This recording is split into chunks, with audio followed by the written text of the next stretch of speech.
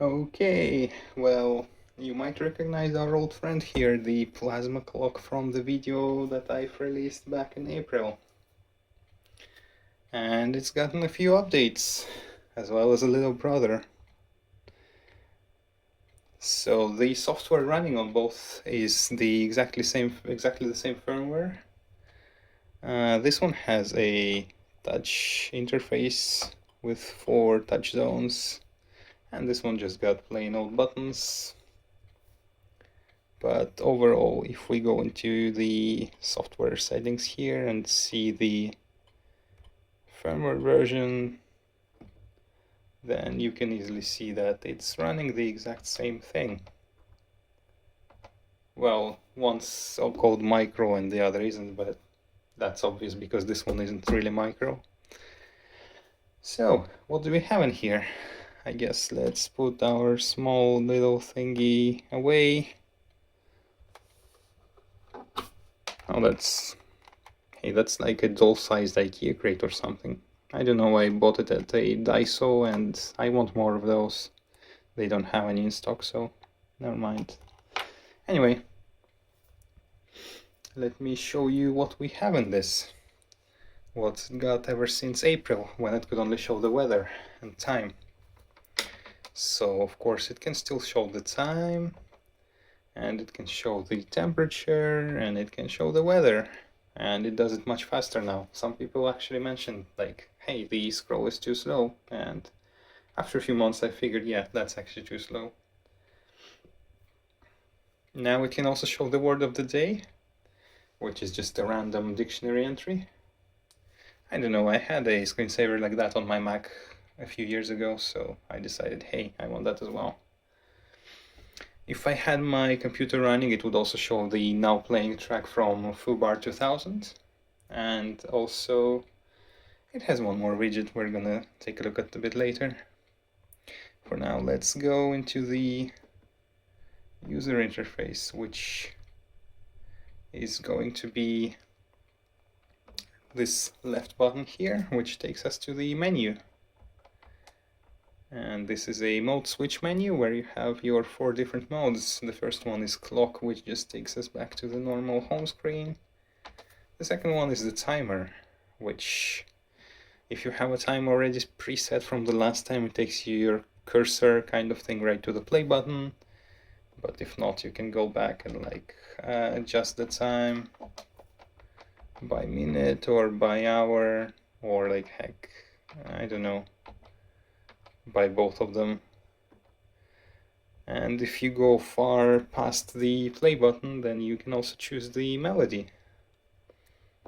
And once you're done, you just press down or up on the play button, and you can even leave the screen, go back to the home screen, and once it's done, yep, there you have it.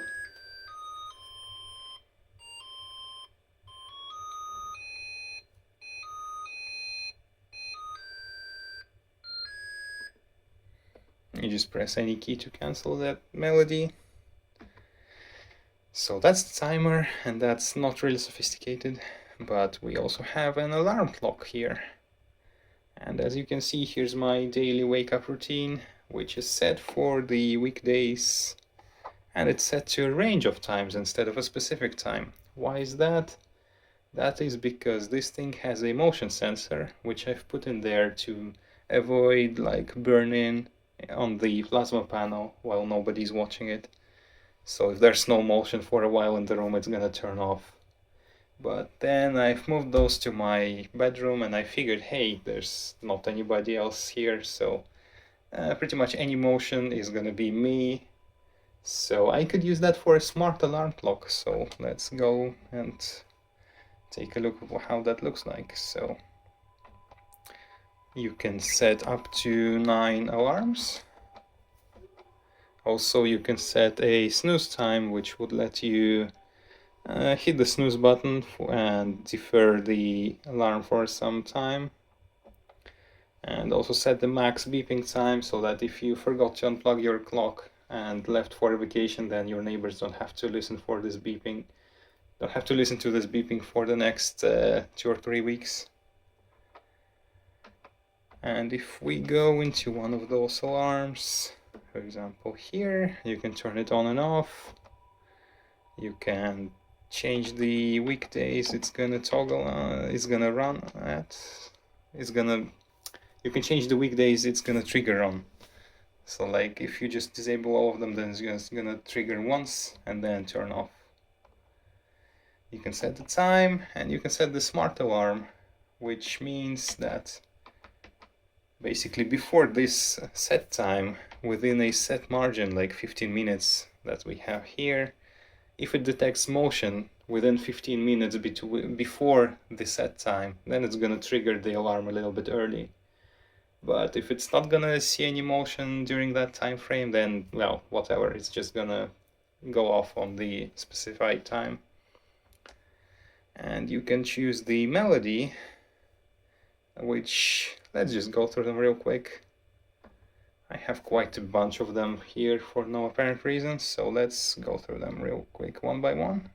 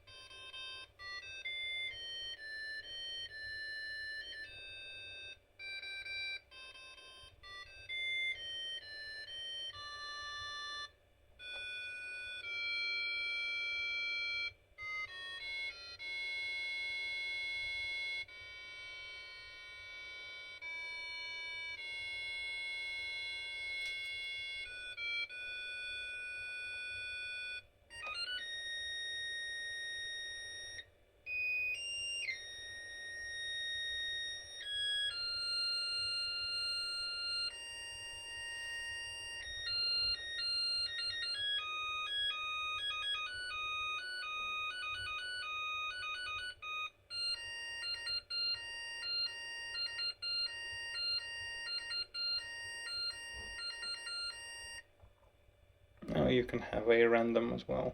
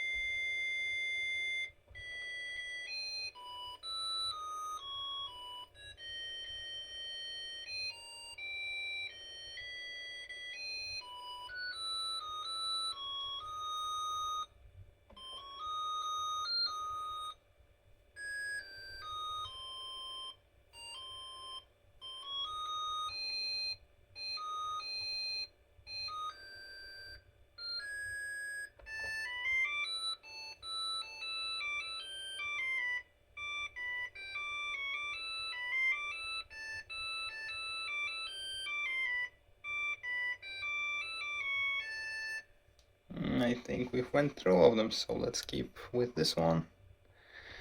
And let's actually try to set the alarm and see how it actually goes. So right now it's 22:01, so let's go with that. we go into here, change the time, and then just I'm just gonna scroll out because that's gonna be faster than doing it separately. 22, let's set it to 2202. Smart alarm off, melody set, enabled, yes. And once we go back, we actually see a new widget in the home screen, which tells you how much time you have left to sleep. And in this instance, it tells us we have like 20 seconds remaining, which is not a whole lot of sleep if you ask me. Still more than I had last night anyway. Once that triggers, it's going to start beeping all over the place.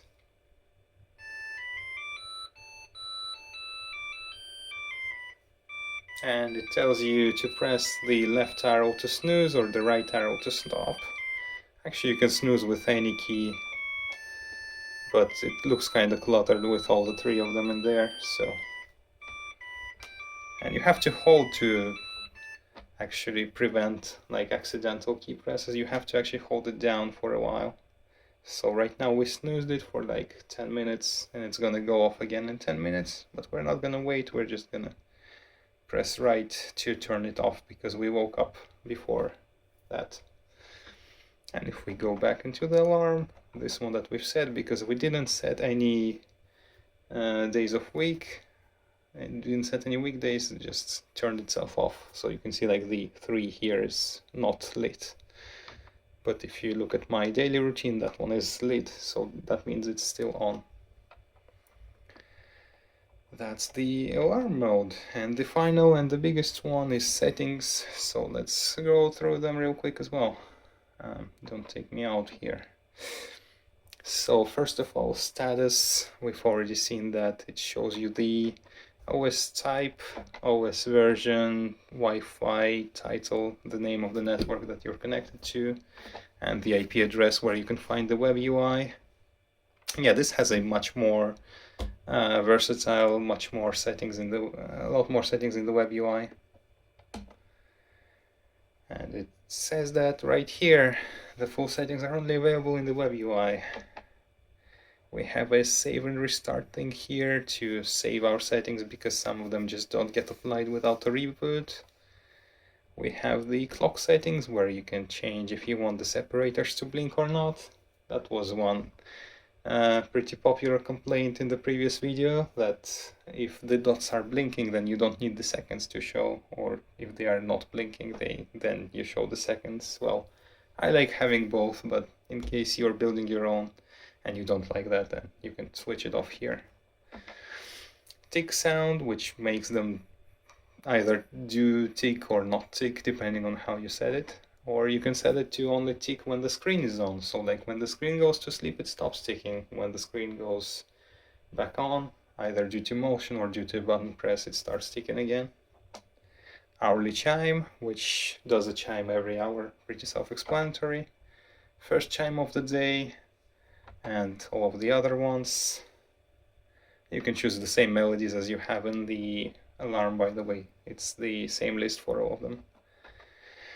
So this says we're going to start chiming at 9 AM. So 9 AM the first chime is going to sound, and then 10 PM the last chime is going to sound. We can set the time if the network sync didn't work for some reason. And we can set the date so that the calendar for the alarms works fine, works properly. We can turn off the internet time sync if we don't want that for some reason, but most likely you're going to want to set this to on. And it tells us to use the web UI to set the time zone and everything. For the display settings, we have screen times, which allows you to set the exact time each of the widgets is shown on the screen. For example, here I have clock is set to show for 20 seconds. The alarm countdown is shown for 5 seconds. The thermometer is shown for 8 seconds. Then weather, it's set to 1 second, but everything that has a scroll text on it will at least show for one cycle, so like you can still read the whole text even if it's set too short, so that you don't have a thing where, you know, oh, you almost finished reading it but then it went away and you have to go back and read it again. And same for the word of the day screen, which is kindly provided by the Wordnik API. Shout out to them. Fubar 2000, the currently playing song name, 10 seconds. Transitions, which are not related to the ones you see when you press the buttons, but the ones when it just changes the screens on its own. And you can choose from like various slides, a random one, just abrupt switching instead, or wipes of all sorts. I prefer to have a slide up or down so that it's the same with the arrows keys. Scroll speed, another complaint on the previous video that the scroll is too slow, so here I actually thought the same after a few months. So now you can set it from slow, which is slower than on the previous video, medium, the same as in the previous video, fast, which is what I had it all this time, and sonic, which, well, even faster than that. So you just tune it depending on how fast you can read the scrolling text. FPS counter, it's a purely debug kind of thing. If you turn this on, you get like this little FPS indicator here, which you can see like when the screen is more simple, it bumps up to like above 60 a little bit. And if the screen is a little more complex, like, okay, this is not too complex. Yeah, I'm not sure, can I make it struggle? I cannot really, probably. So yeah, Wi-Fi signal, it shows a little antenna icon here, so we can show it only when the display turns off or when the Wi-Fi connection fails entirely. We can just not show it altogether, or we can always show that. And if we set it to always, you can see a little antenna here in the corner. Well, not really see it here, but here. I have pretty poor reception in this room, so it's just one bar. We go back and put that back where it was. And offsets lets you configure the temperature and humidity offset for your thermal sensor if it's a little bit off. And the status, we already seen that. So yep, that's the whole settings thing. And save and restart just reboots the whole thing. Basically it goes through the whole reboot routine, connects to Wi-Fi and all that. And yep, it's back up. So yeah, that's been quite a project I've been working on for the past few months, maybe? I don't know. I certainly hope to stop, at least now that I've shown you all this. I don't know. It's kind of fun. Just like seeing this kind of platform being born, where both of those things run exactly the same software, and just the video driver is different, and in theory you can add many more platforms as you come up with more and more hardware. Actually, I am thinking maybe to make this one into like a DIY kit.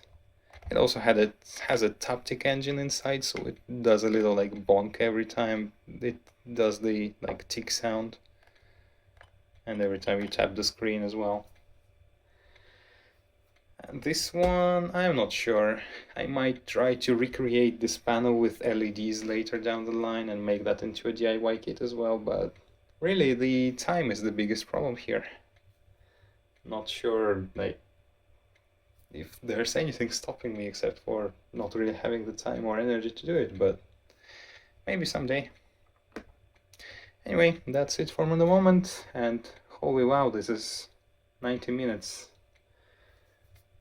Yeah, 19 minutes about a clock. Who could have guessed? Thanks for watching.